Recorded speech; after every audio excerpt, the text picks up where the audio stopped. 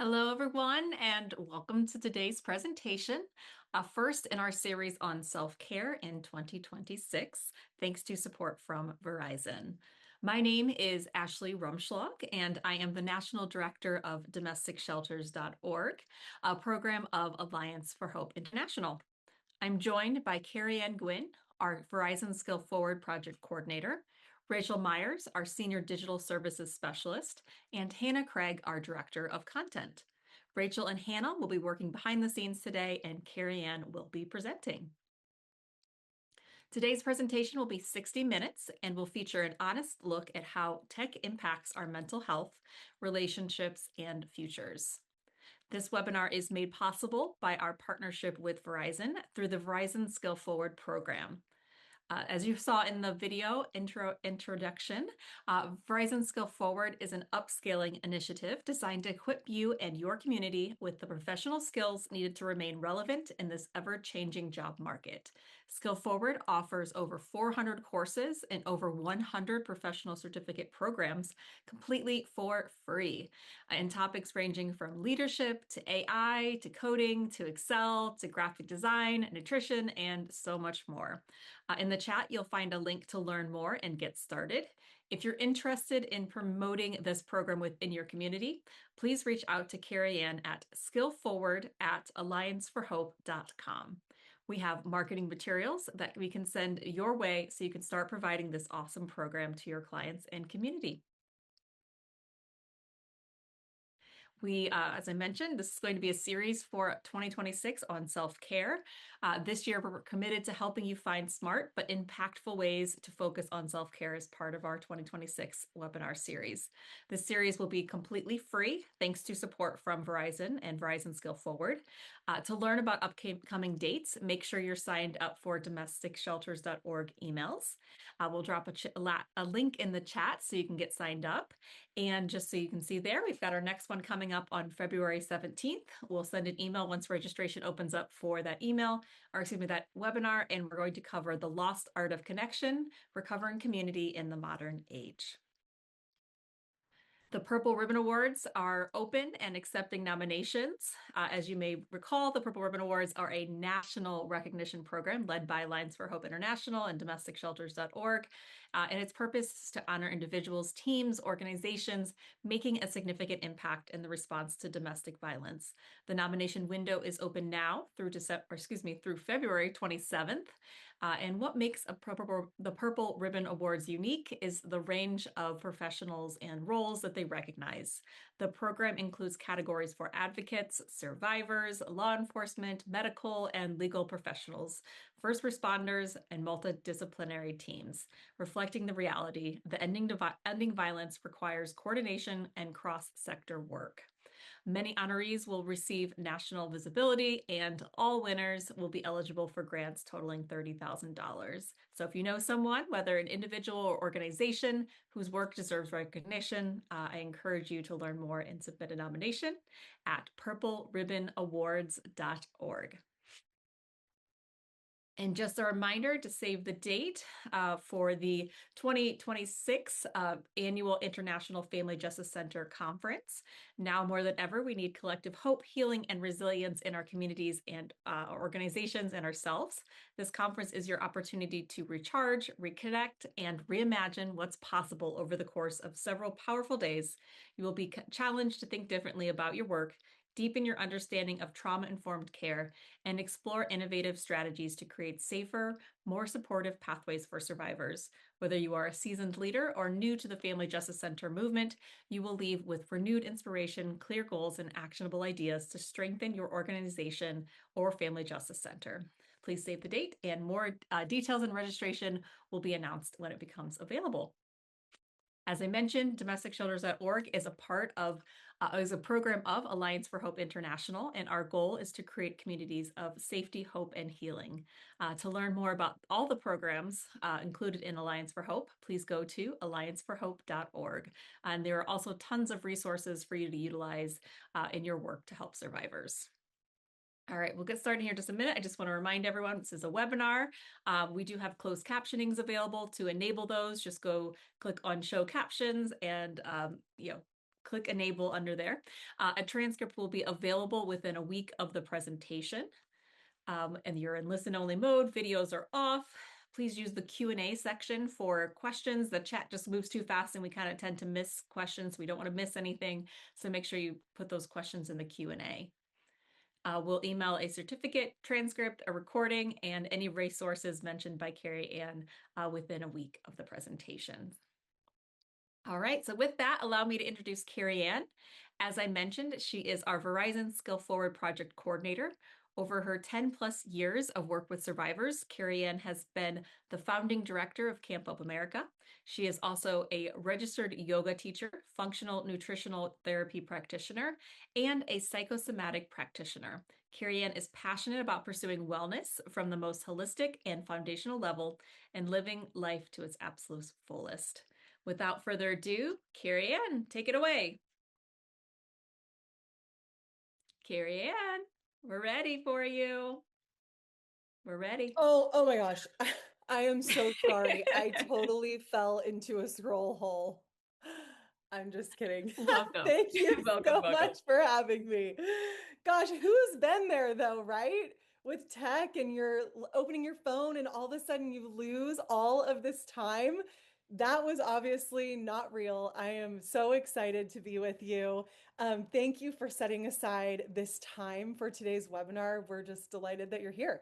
My name is Carrie Ann, and I am tired of New Year's resolutions. Are you?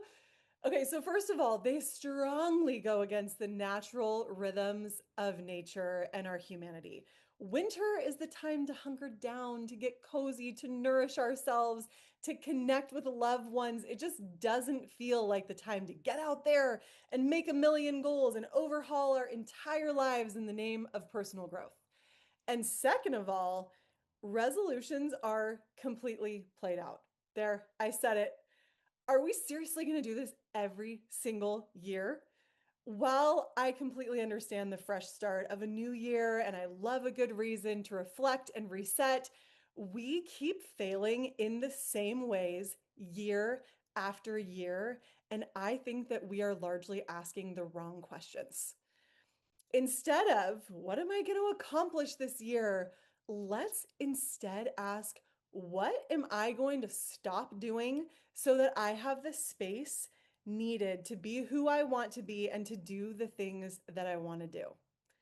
Such a different question.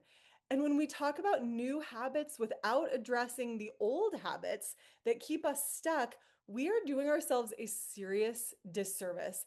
And honestly, goal setting without an honest conversation about our poor habits is all talk and no walk.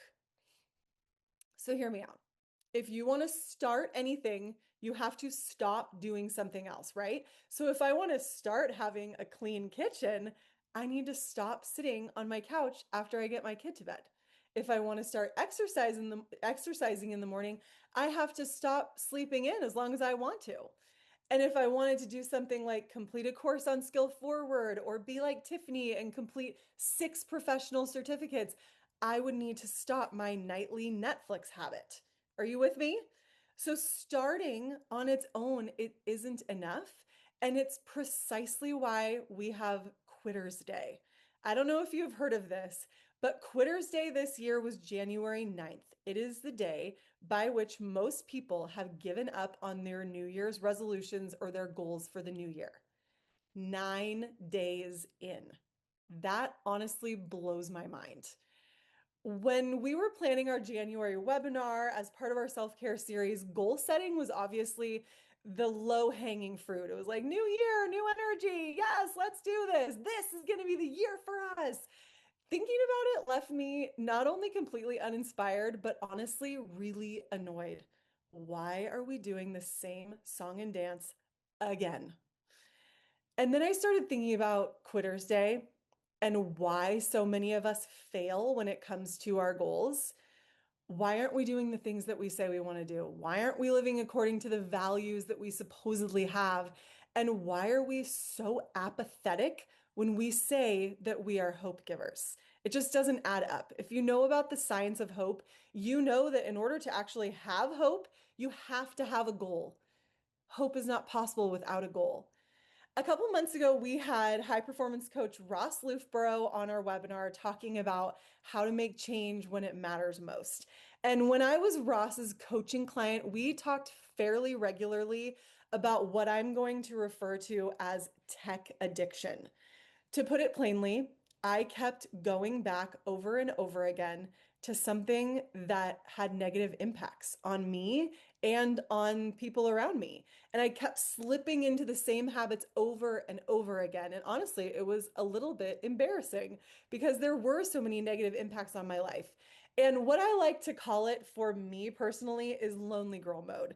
So when my life starts to feel really overwhelming or unfulfilling or chaotic, I retreat into lonely girl mode.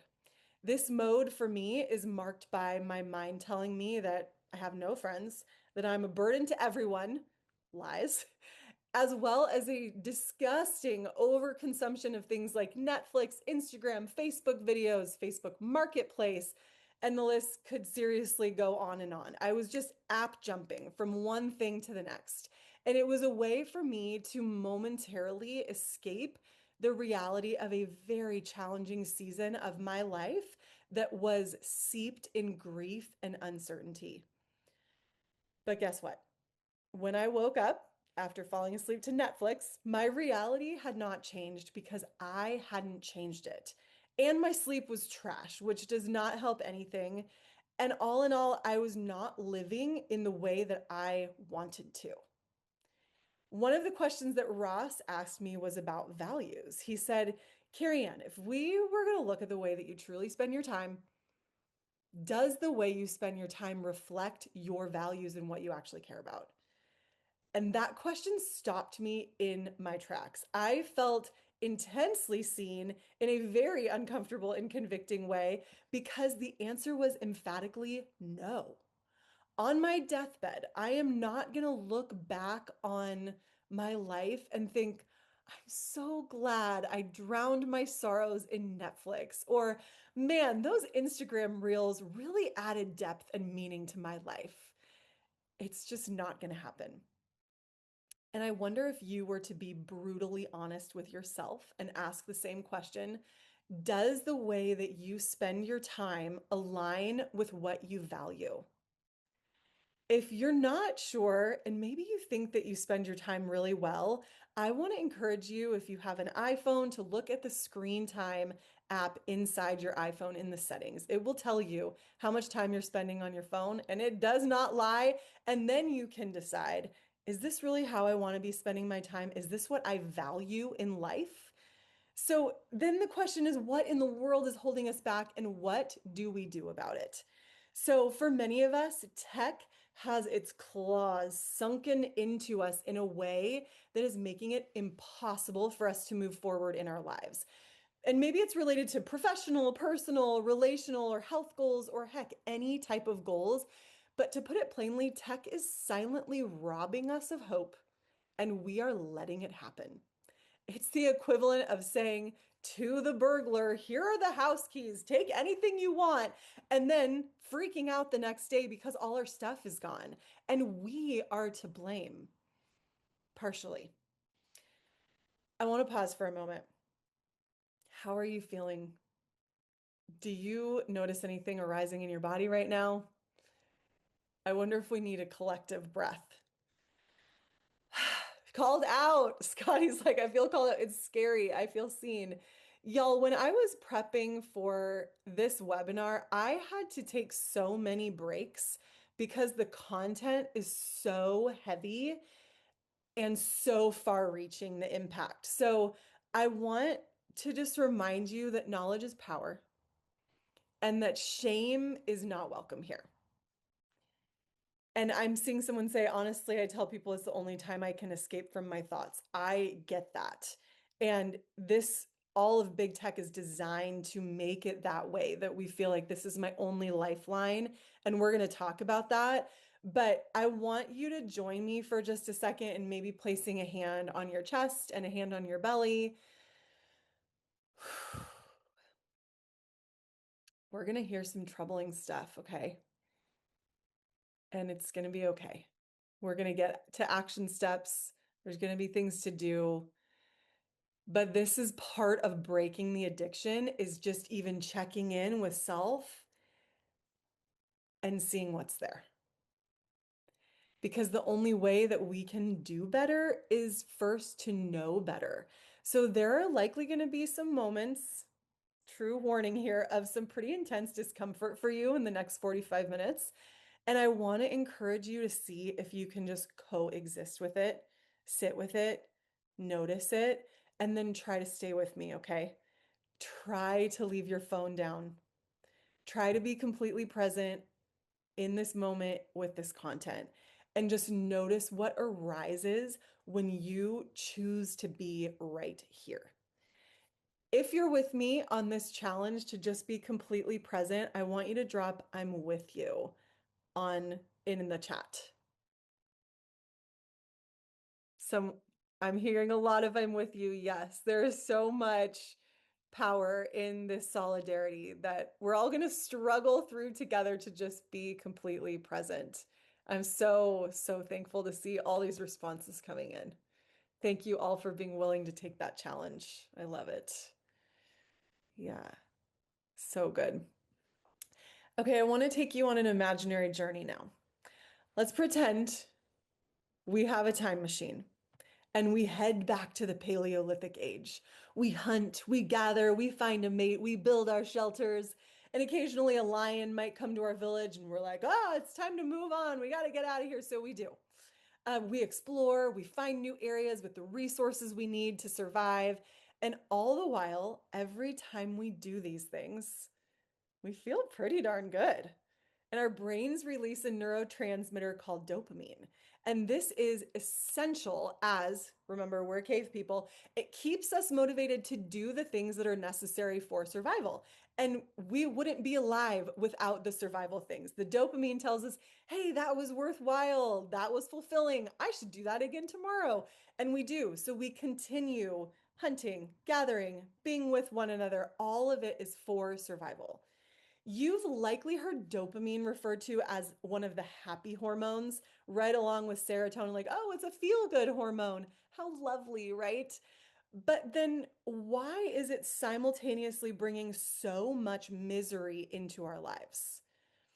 From a neuroscientific standpoint, and according to Dr. Anna Lemke, she is the head of the addiction medicine clinic at Stanford University, and her title is honestly so long and impressive that I'm not even going to read the whole thing to you. But she talks about how dopamine is actually a reinforcement chemical. It tells our brains, let's do that again, and reinforces the behavior that triggered the dopamine release in the first place. So when we were cavemen, we kept hunting, gathering, building shelters, finding a mate, exploring new areas, finding new resources. Good job, us! We were surviving. But as Psychology Today puts it, dopamine evolved to promote your survival, not to make you feel good. Remember, our brains are very similar to those of our Paleolithic ancestors, but our external environments could not be more different. It's not that common anymore that anybody lives in a cave or makes their own shelter or has to hunt or gather on a regular basis. Gosh, we can even literally order groceries or even restaurant hot food to be delivered to our front door without ever leaving the couch. And some of you are like, heck yeah, DoorDash for the win. But on a functional level, our lives, generally speaking, are too comfortable. There's too much abundance of all kinds of things. So the chemical that was initially a thing to reinforce survival activities has now become something that rarely has to do with survival ever. But our brains haven't caught up to this. And big tech has figured out how to use this against us in a very significant way. Dopamine has been drugified, if you will. It has become a drug for us. So let's think about it with phone usage. It's widely known that smartphone usage is giving us regular dopamine hits, meaning that it triggers our brain to release this reinforcement chemical that was intended for survival. I'm going to keep reminding you of that, okay? So, because that was intended for survival and to reinforce said behavior, we keep coming back for more. And not only that, but we start to feel like we can't even live without our devices. And when we try, real withdrawals ensue. This is wild. As of 2023, 57% of adults in the US reported feeling addicted to their phones. This is a self-report from 2023. Imagine how much worse that is right now. And I want you to just let that sink in. 57%. I just read a stat that 75% of people felt very unnerved when they were without their phones. So that number is probably a lot higher than 57%. And it's really easy for you to think, well, everybody's doing it, so who cares? What difference does it make? And that is a fair point in some ways. But in order to answer this question, we need to talk about the impact of technology on relationships. I want to teach you a new word. It is called technoference. It is the everyday interruption of face-to-face social interactions, conversations, or family time caused by personal technology devices. Text alert, ping. Email coming in, ping. Instagram notification, ping. Every single notification takes us out of the present moment and away from the people that are literally right in front of us. Get this. 38% of adults use their devices during family meals and 35% while having dinner with a partner.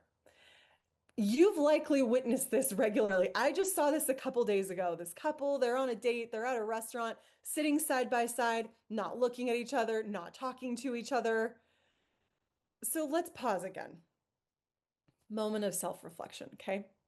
Have you been this person? I have. Have you been with a person like this? It does not feel good. It's no wonder that technoference is lowering our relationship satisfaction and our interactions while also increasing conflict. It is impossible to maintain a quality connection when it is constantly interrupted. Another term you should know is phubbing. I just learned this. Talk about feeling old when you have to Google what is phubbing. It is the devastating love child of phone and snubbing. And it's when someone gives their attention to their phone instead of to the human beings around them. And how could we not phub each other when the average American screen time is somewhere between 7 and 12 hours a day? Half, if not more, of our waking hours. Okay, I want you to take a look at this next image. And I want you to really look at it. What do you see when you look at this image? Feel free to type it in the chat. What do you see? What do you feel? What comes up for you when you look at this?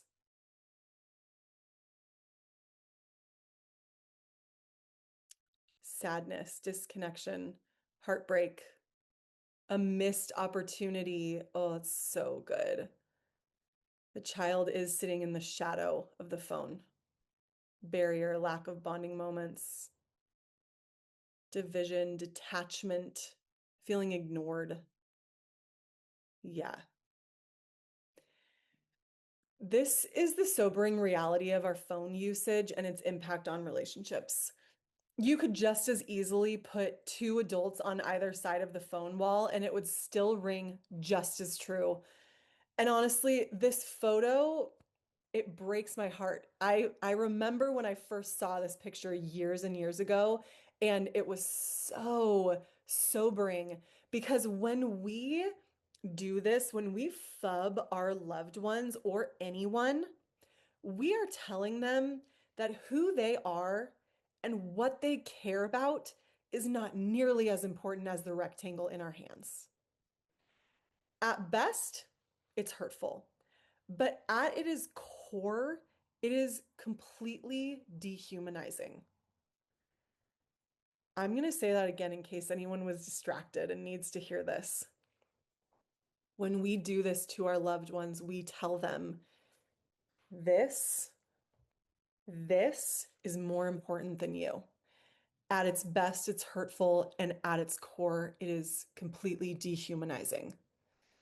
Kids and adults alike are having to compete with phones for the attention of caregivers, family members, partners, etc. And without intentionality on the part of the users, humans are always going to lose that fight.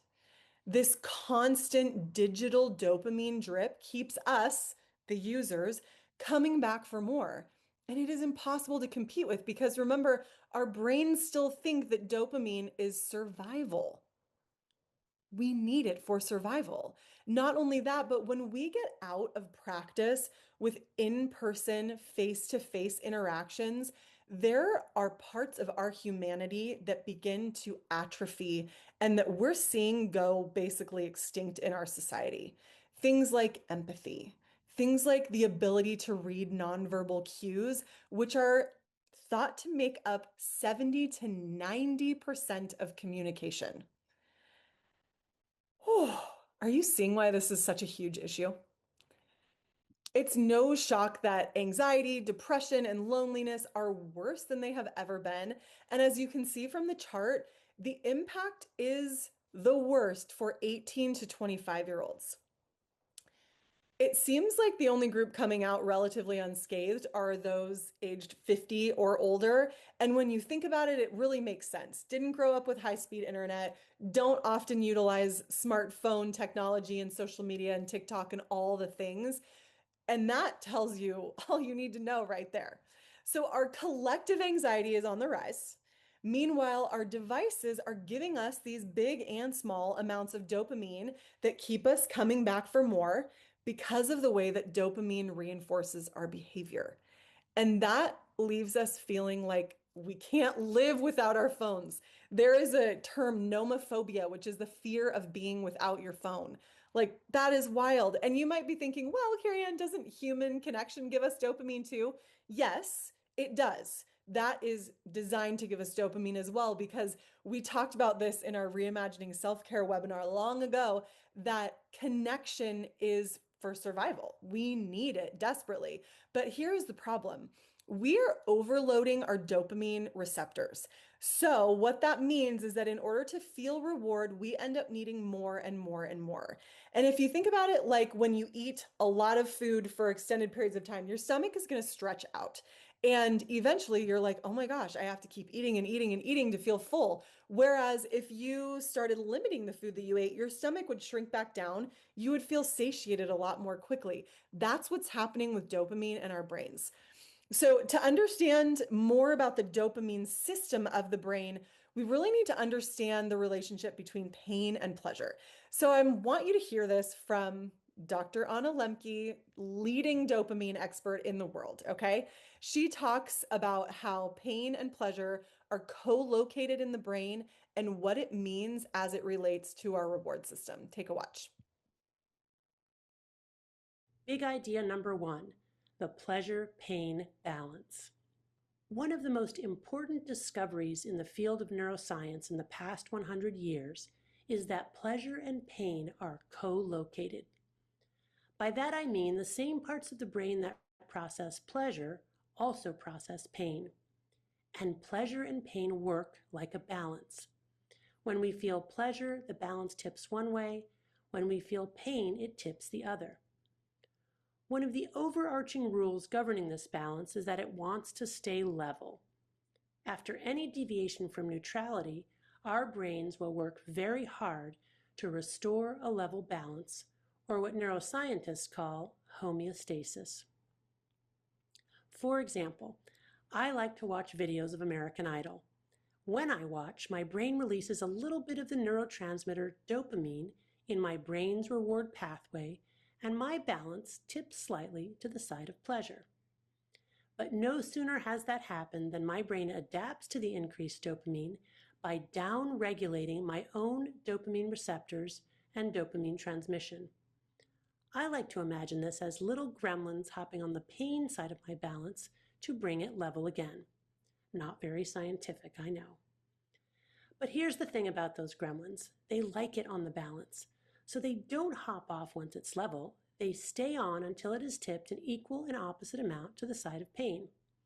This is the after effect, the hangover, the come down, or in my case, that moment of wanting to watch just one more video. If I wait long enough, the gremlins hop off the balance, neutrality is restored, and that feeling passes. But what if I don't wait? What if instead I watch another video and another and another? Pretty soon, I'm no longer watching American Idol videos. I'm watching videos of people watching videos, alternating with memes of Dr. Pimple Popper. If I keep doing this for hours a day, days to weeks, weeks to month, I end up with enough gremlins on the pain side of my balance to fill a whole room. They are camped out for the long haul, tents and barbecues in tow. Once that happens, I've changed my hedonic set point. Now I need to keep watching videos not to feel pleasure, but just to feel normal. As soon as I stop watching, I experience the universal symptoms of withdrawal from any addictive substance: anxiety, irritability, insomnia, dysphoria, and mental preoccupation with using, otherwise known as craving. This is the hallmark of the addicted brain. Can you relate to this? If so, let us know in the chat. And as you see these responses pouring in, I want you to allow this to be a reminder that you are not alone in the struggle. You don't have weak willpower. There's nothing wrong with you. You are in this system. You are in this system of big tech and all of these addictive substances that are socially acceptable and often socially required to just be in society, and we have them in our pocket on a regular basis. When it comes to dopamine, it's not just a lack of pleasure. We are worse off than our previous baseline. So did you see how the pain scale was more intense? And the drop below baseline triggers the desire and the pursuit for more, which sets in motion the vicious loop that turns into addiction. And this is not just with tech. This is the science of addiction in general. If you look up Dr. Lemke's content, webinars, books, etc., she talks about this because this is her specialty area. And I'm wondering if you're seeing how this conversation is inextricably connected to goal setting. If our dopamine is being hijacked by things like social media, short form videos, Netflix, reading the news excessively, etc., our goals cannot possibly compete when it comes to dopamine production. And the thing is that social media engineers are putting as much dopamine inducing stuff in their content as possible to keep us coming back for more despite the negative impacts, which can include depression, loneliness, anxiety, sleeplessness, and that's just naming a few. And in turn, we are losing touch with our ability to actually work for our dopamine in the way that our ancestors did. And I will share more on this later. But let's talk about what's beneath our phone use, okay? Because we can blame big tech, and truthfully, they deserve a lot of blame. There are plenty of developers that have spoken up that were involved with things like social media and coding of the never-ending scroll that have expressed great regret because they did not anticipate the negative aspect of these platforms. However, it takes two to tango, and we are actively engaging in this system of dopamine fixes and cheap thrills through our devices. Lying beneath every time that we reach for our phone to check texts or social media or to read the news, there is likely a feeling and a need. It could be anything from boredom to anxiety to depression to overwhelm to loneliness and basically everything in between. Sometimes it's because we cannot tolerate feeling socially awkward. And we as a society are using smartphones and devices to pacify ourselves.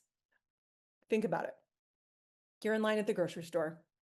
You're bored. No one's talking to you. There's nothing to do. Being bored makes you think of all the things that you need to get done today. And, oh, why is this taking so long? So you grab your phone. You scroll. Bloop, bloop. Little dopamine hits. But now the balance has to be tipped back toward level or homeostasis. And it is going to take pain, discomfort, or abstaining from that digital dopamine drip to make that happen, which is pain in and of itself. So imagine the same scenario. You're waiting in line, you have so much to do, you're feeling rushed, but instead, you allow yourself to sit with the feeling and you give it a name. It might look like this. Wow, this is taking a really long time. I feel stressed. What is underneath my stress? Why do I feel stressed? Oof. Oh my gosh, I'm realizing I am overwhelmed. And what do I know? I am doing my best in this situation. I cannot control the speed of the clerk. I can, however, control my breath. I can control my attention. I'm looking around to orient myself to the space. Okay, here I am. I'm going to be okay. Before you know it, you're at the front of the line and you're a tiny bit more regulated. You spread a little more peace in the world, a little less chaos. At the very least, maybe you don't act like a super impatient customer to a well-meaning and likely very underpaid employee. We've all been there, right? Where our overwhelm causes us to be a little bit of a jerk to someone who 100% does not need that. They don't deserve that. There's a big difference, right? When we sit with self, we coexist with this discomfort because when we choose to deal with our emotions instead of pacifying them with a device or any other drug of choice, as Dr. Lemke puts it, there is a ripple effect that can be felt beyond the present moment.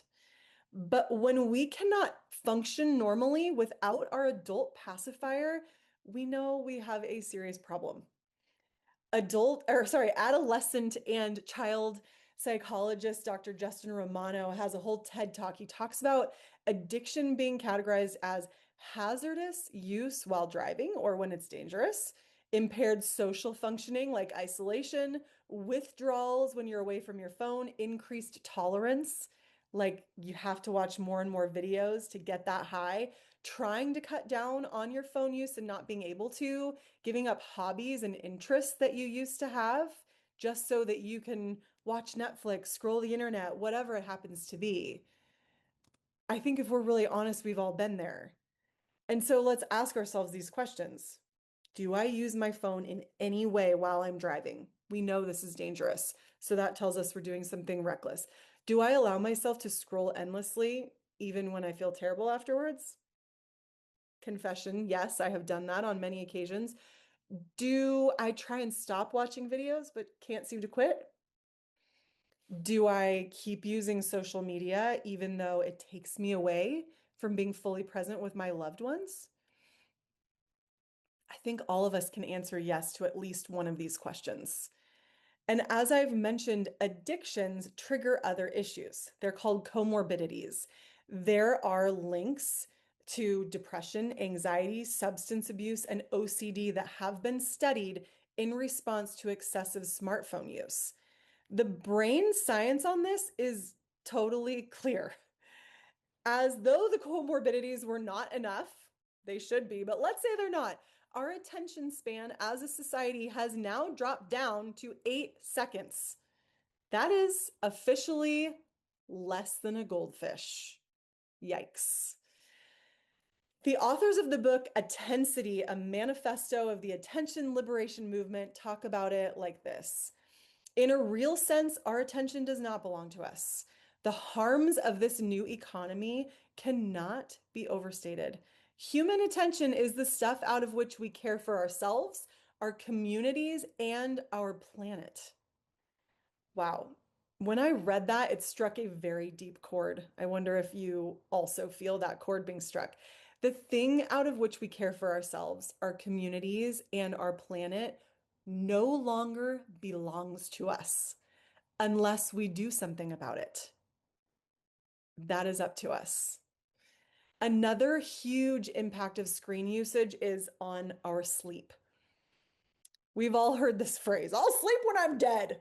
Okay, well, if you're wrecking your sleep, that moment might come sooner rather than later. The blue light from screens is destroying our body's natural circadian rhythms, otherwise known as sleep cycles. So let's say you scroll before bed or you fall asleep watching something. True confessions, I have been in a season of life like that too on many occasions where my brain is going so much that I'm like, oh, I can't even sleep. I'll just watch Netflix and fall asleep to Gilmore Girls or whatever it happens to be. And I bet that I'm not the only person that has done that. But the blue light from our screens is burning up our body's natural melatonin production. So, melatonin is produced in the pineal gland of our brains, and it is triggered by things like watching the sunset, the golden hour, low lighting. All of these things signal to our brains it's almost time for sleep. Let's make some melatonin so that we can sleep really well. And our amazing brains respond accordingly, unless we screw it up, which we are doing on a regular basis. So, what is the big deal about sleep? Who even cares? Well, there are a lot of reasons you need not only just sleep, but you need quality sleep. There is a difference. Sleep, good sleep, helps us consolidate our memories, process trauma through REM cycles, recharges our brain, helps regulate our mood, detoxifies our brain, improves immune function through natural killer cells, regulates our metabolism, and the list seriously goes on and on and on. When we're chronically under rested, we are likely to encounter things like impaired brain function, depression and anxiety, inability to process memories into long-term storage through REM sleep, increased risk of heart disease and type 2 diabetes, impaired immune function because we have less natural killer cells, and these are necessary for detecting virus cells and wiping them out, as well as early cancer detection. So it's not just about beauty sleep or not having bags under our eyes or avoiding being tired. It is so much deeper than that. And we are sacrificing this sleep on a rectangle to the smartphone gods on a regular basis. And then we throw in morning phone usage into the mix, like immediately reaching for your phone and scrolling, checking emails. You are flooding your dopamine receptors and setting yourself up for failure for the rest of the day because doing those things should be rewarding, feeding yourself, kicking butt at your job, interacting with your family. Those things are going to feel like pulling teeth because dopamine is meant to be worked for, not released by laziness. Are you tracking with me? Okay, pause. Bio break, as we call it.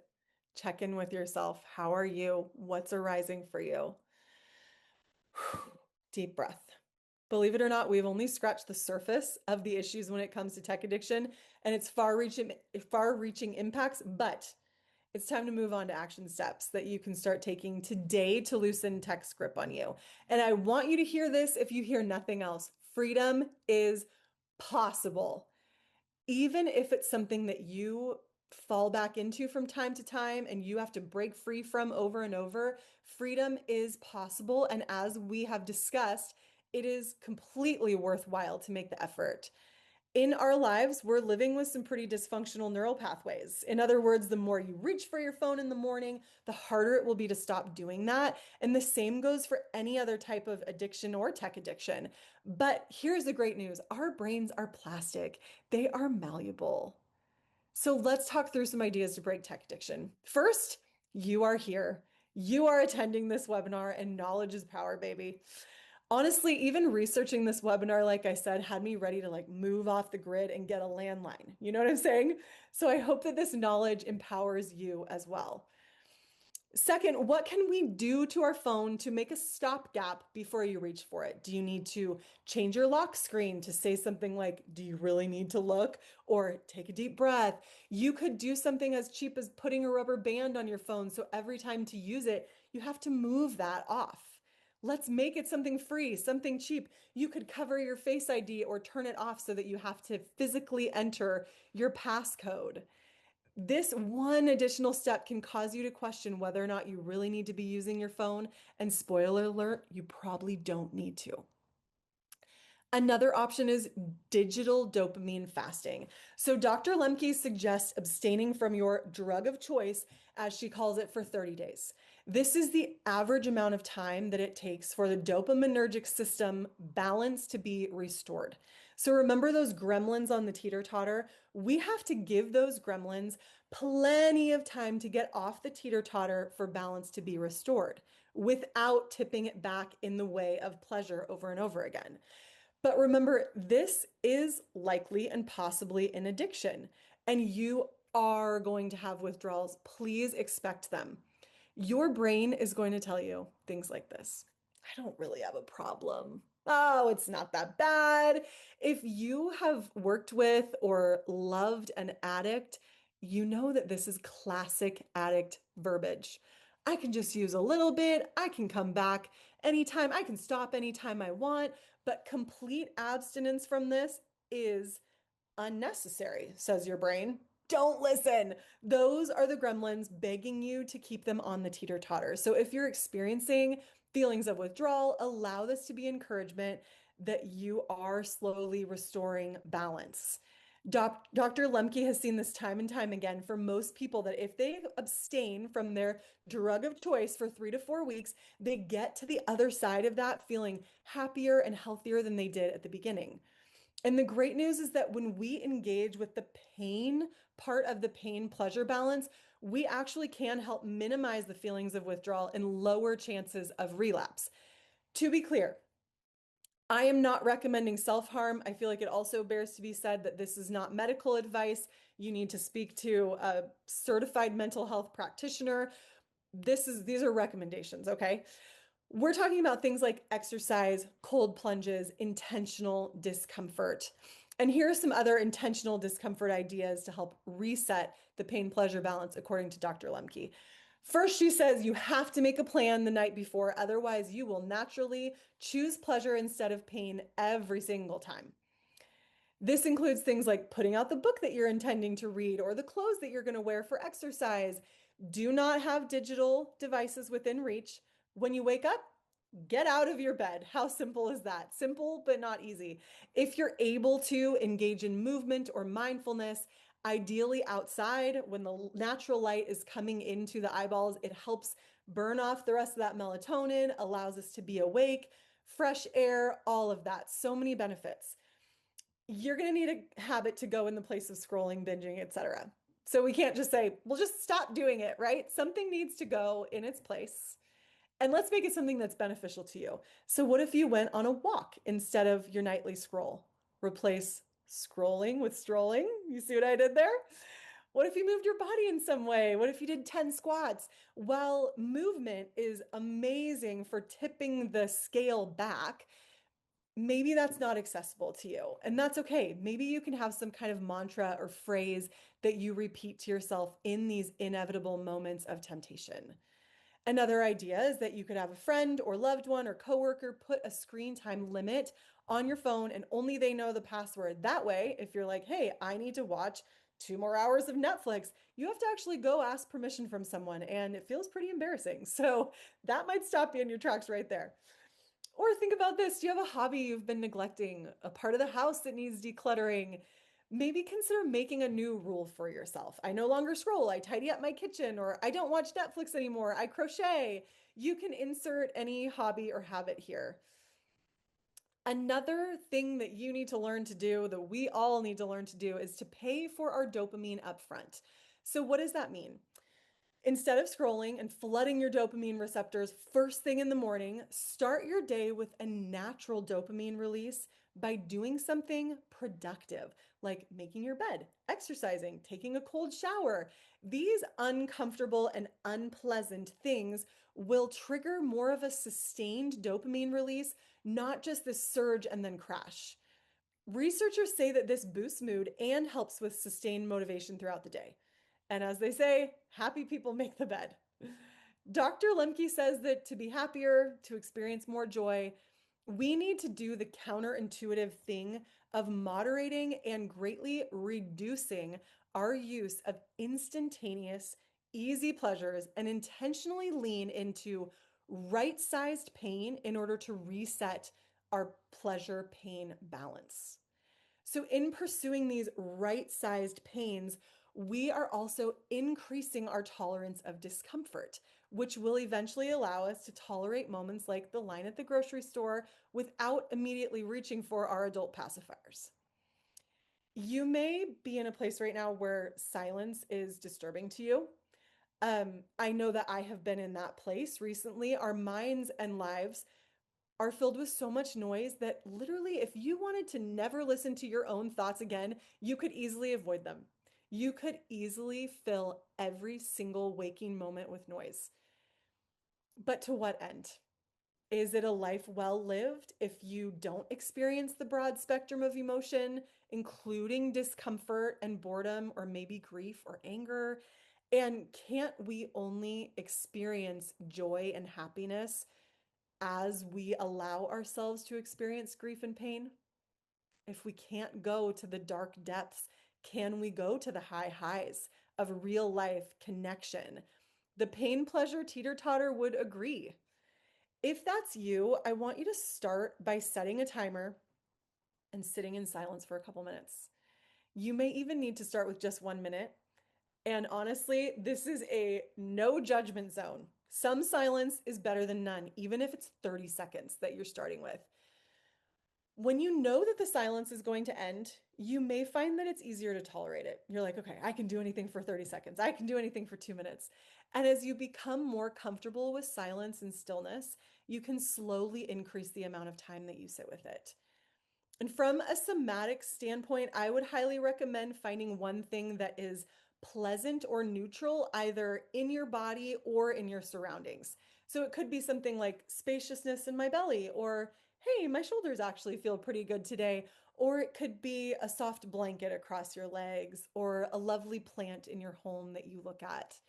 In somatics, we call this a resource. It's something that you can hold in your consciousness while also befriending the discomfort of quiet. Speaking of your phone, I want to encourage you to aim to leave your phone on airplane mode for the first hour that you are awake, which does lead me to this. You should not have your phone in your room and be receiving calls and texts unless you are in a very specific on-call or emergency situation. Okay? Not healthy, not good for your sleep. Think about all those moments to have it disrupted. You're in REM cycle, you're being pulled out. You're going into deep sleep, you're being pulled out. Every ping, we got to shut that down. I want to introduce you also to a fabulous product called the Brick. It is a really popular product right now that is all about reclaiming attention and getting your life back. This magnetic device connects to an app on your phone where you can block all distracting apps during certain times of the day. But instead of being able to bypass it with a code, which you could totally enter your own code, right? I've done that too. You actually have to get up and physically go to where your brick is to unlock your phone. Talk about a stopgap. That is going to stop you right in your tracks. Another thing to consider is grayscale. Have you heard of this? It's a setting on your phone where you can turn the whole thing to black and white. And let me tell you what, it is so much less interesting to look at. Makes you want to look at colors in your real life. In my personal experience, I use grayscale a lot, and it doesn't just make my phone less enticing. I actually hate looking at it. I go all the way past neutral feelings straight into loathing, and then I can see the world around me in a much more beautiful way. The choice is obvious, right? I actually took this picture on the right when I was at Trader Joe's. I saw the tulips and I'm like, oh my gosh, that's so beautiful. This is what happens when we say, my phone, I'm going to force it to be less interesting. I'm going to pay attention to what is going on in my real life right under my nose. On the next slide, we have a few more ideas that I'm going to run through real quick. Turn off unnecessary notifications. Delete social media apps from your phone. Make it just so that you access Instagram, Facebook, whatever through your computer so that it's not so portable and accessible to you at all times. And then move tempting apps. If you have to keep them on your phone, move them to a different screen. So instead of just being on your home screen, slide them all the way down to the end. And then give your phone a place to live, not in your pocket, okay? And then I'm curious to hear from you all in our last couple minutes here. What has worked for you when it comes to breaking tech addiction? Do you have a hack that was not mentioned in this webinar that you're like, people need to know? This has been so helpful. Deleted Facebook, so helpful. It's amazing. Ashley, do we have some questions coming in? Well, exactly what your thought was my thought. I was like, let's really highlight because everyone here, we have, gosh, over 330 people here who have ideas. Everyone's living in Yes. this. We've obviously all raised our hand and said this is an issue. So let's definitely focus on what everyone's doing to collect those action items that we can Yeah, play with. I love it. Grayscale, don't use social media, blue light glasses at night, get a flip phone. Yes. No external apps, turn my phone on, do not disturb. Finding something that annoys me about the game I'm playing so I don't want to keep playing it. Yes, just get hypercritical of whatever the app is. I love it. App called Opal that limits apps. Yep, that's great. Another one is 1sec. Those I don't know about Opal, but 1sec is paid. Leaving my phone at home when going out. Yes. I do that too, and I remind myself because part of why we bring our phones is we're worried about emergencies, right? We're like, oh my gosh, but what if my car breaks down? I'm never going to have my car break down in a situation where there's literally not a single soul around me. And how can we maybe restore trust and belief in humanity that I'm going to be okay and I can ask someone else. Let's build connection in our tough moments. Set up phone to only allow contacts from people you favorited. I love it. There's so many good ideas here. One Wow. of them I actually did on accident last night. And because this webinar was coming up, I let it happen. I didn't get up and get my phone, but I literally just forgot it in a different room. And I got all cozy on the couch and it just led to more engaging time, relaxing with my husband, more conversation, right? Because Yeah. it was that. So I was like, why don't I do this every night? But Yes. again, it's that those little gremlins up there. Yeah, those gremlins I love and that. we're fighting against a machine. So Ross, my coach reminded me, Carrie, you're a human. This is not a willpower issue. You have to fight a machine with a machine. So that's why just saying, I'm just not going to look, it's not enough. It's not Yeah, enough. Our dopamine reinforcement's like, but you're probably going to die if you don't check Instagram. Like, right. fine. It's uncomfortable. That's Yeah, it's for sure. uncomfortable. Yep. Well, we're getting near, I think we have about a minute left. So wanting to kind of hear any final thoughts from you, Carrie Ann, and then we'll just kind of wrap up with some reminders about what people can expect next. Yeah, definitely. I am super grateful for everybody being here. It has been amazing to watch so much resonance happening in the chat and people who we're just all in it together with this, right? And one person said, well, we can't delete all the things, we just have to learn to manage it. And that is true. We do that by telling people, hey, this is an issue for me. I'm not enjoying my life because I'm overloaded with dopamine. And it is timely to talk about it now because tech is bigger and more prevalent than it ever has been. And yet, we have humanity to be restored by putting down our phones and being present, just like you were saying, Ashley, with the people right in front of you. And so I'm just really, really grateful and just want to encourage everyone that this battle against tech addiction is worth fighting. You have so much to gain by becoming present with yourself and others. And I can just see this amazing ripple effect, even just from this webinar, as we go out and try and make these changes. So thank you so much for having me. And let's break tech addiction in 2026. That's awesome. Well, thank you so much, Carrie Ann. And thank you everyone who participated today and tuned in and it was engaged in the chat. That makes it so much more enjoyable for us to know that the message that we're putting out in the world is really landing with you all. Just a reminder that we will send out a recording. So I know someone said, I wish I could share this with my friends and families. You absolutely can. Please do. We'll send a recording link out within a week. It will also be posted on our YouTube channel and the videos page of webinar library on domesticshelters.org. But if you have any questions about Verizon Skill Forward or the content covered today, you can reach out to Carrie Ann at skillforward@allianceforhope.com. So again, thank you so much for joining us today. And with that, we will conclude today's webinar. Take care, everyone. Thank you. Bye.